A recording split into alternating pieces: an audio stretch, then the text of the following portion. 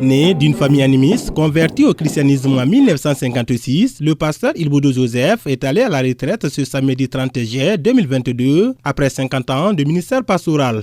Une cérémonie est organisée, amis, collègues et familles se sont réunis à cet effet. De nobles témoignages se sont multipliés à l'endroit du pasteur. Ce que je retiens, c'est tout d'abord remercier Dieu de l'avoir permis d'atteindre ces jours-là.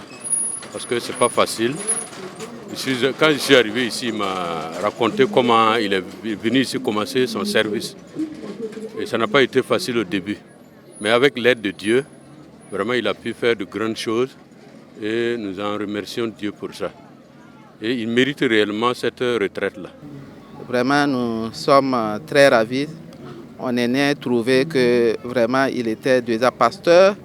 Mais de l'expérience que je retiens, sa vie à Laye a été marquée vraiment par beaucoup de choses que je n'oublie pas. Déjà à l'âge de 5 ans, je le voyais chaque fois en mouvement, surtout la mission à exercer pour ouvrir d'autres églises. Ce qui m'a marqué, c'est après vraiment le baptême, vraiment d'une jeune fille qui ne connaissait pas, qui ne comprenait pas du tout français. Et lors d'une prière, elle a été baptisée du Saint-Esprit. Et elle parlait en français que moi-même, je comprenais.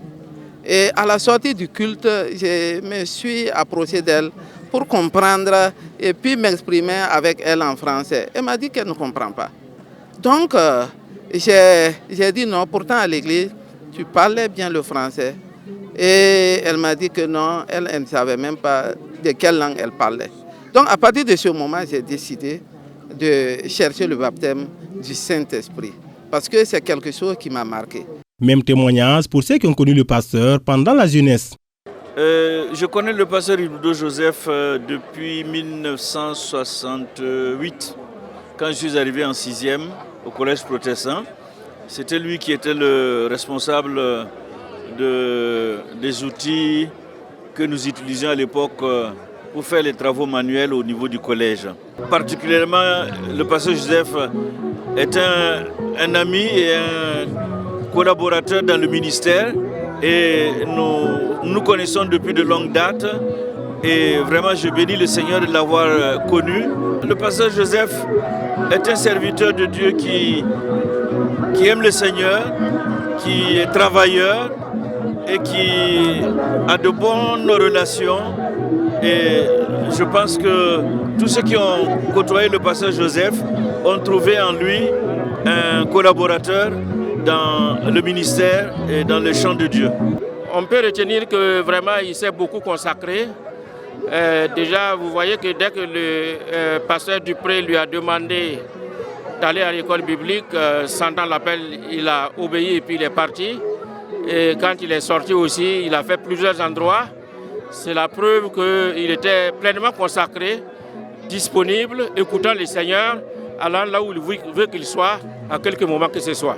80 ans aujourd'hui, le pasteur se dit satisfait de ce qu'il accomplit. Il dit laisser la suite de la mission pour les enfants. Nous sommes dans la joie et nous remercions le Seigneur de ce qu'il a fait pour nous.